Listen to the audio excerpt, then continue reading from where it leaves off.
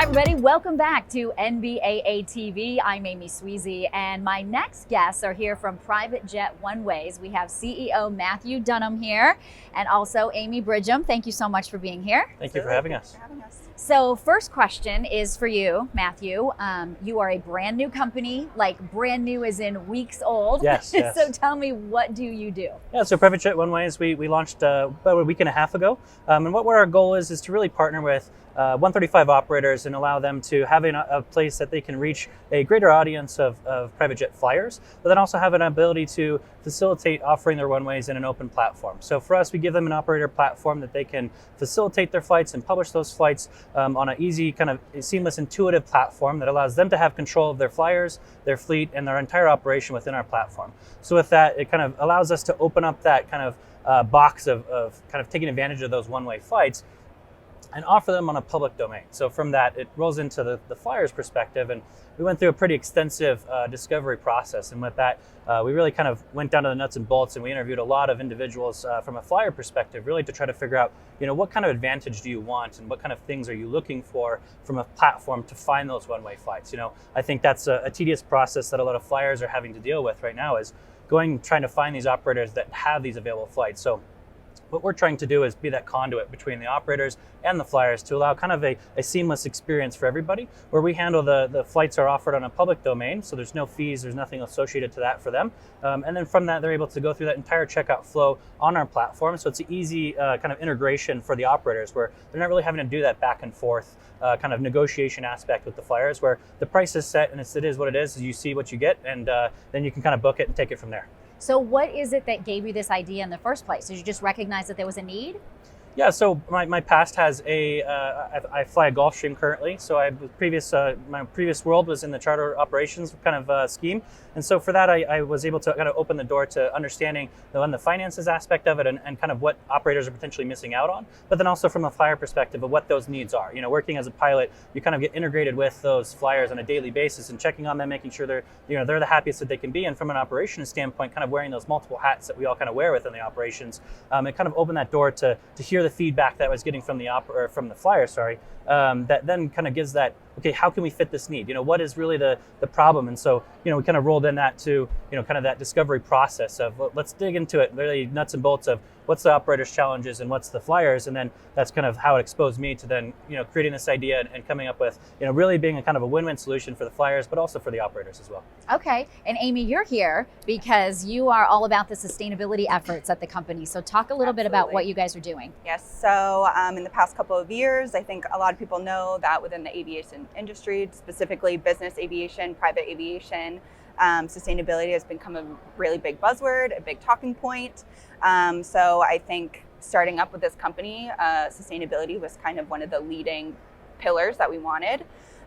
So from here, we started our partnership with One Tree Planted, which is a reforestation project, nonprofit organization. So they offer different things from what we're doing, which is reforestation. So $1 plants one tree. And then they go anywhere up to carbon credits. So they do offer very high quality carbon credits. So that means if you fly a certain number of miles, you spend a certain amount of money, then you're replanting a tree in order to make up for that. Correct. Right, Yep. Absolutely. So we've come up with a very comprehensive equation to kind of figure out each jet model and their kind of base level of carbon emissions. Of course, it is based off of a different amount of factors, weight, flight time, all these different things. But from there, we're able to kind of say, you're taking this flight with us, and from doing so, we'll be planting this amount of trees to help mitigate our climate impact. Okay. Yes. Your footprint. Yep. Right. Absolutely. So, and there's a bunch of things that you're just doing here at base this year to help be more sustainable. Can you talk a little bit about that? Yeah, absolutely. I think I really spent a lot of time with our sustainability analysts and trying to figure out, with the company as far as, how we operate on a daily basis. One, as we all work remote. So that's how I structured the company to kind of mitigate some of those kind of involving factors there. But, especially with base, I think we really went down to, how can we provide for our employees, one, to whether that's, hosting the carpooling aspect and making sure that we, are carpooling together. We're not having Ubers or, those types of companies kind of take us on and kind of impacting that, but also buying everything from our shirts that we have to all our water bottles as well. They're all reusable and stuff like that. Really focusing on that and trying to facilitate in our meetings that we've had prior to some of those other sustainable options as far as water consumptions and stuff like that. Right. And Amy, now that you're with this company, why is this so important? It's so important just because it's the next, I don't want to say it's the next big thing because it's been a big thing. But I think with aviation, just getting hit so hard, having a sustainability program moving towards a more sustainable skies, it's very important in every aspect. Even, in terms of going remote, not having an office space, not using printers, LED lights. It comes down to all those little nitty gritty things that maybe people don't necessarily do think about.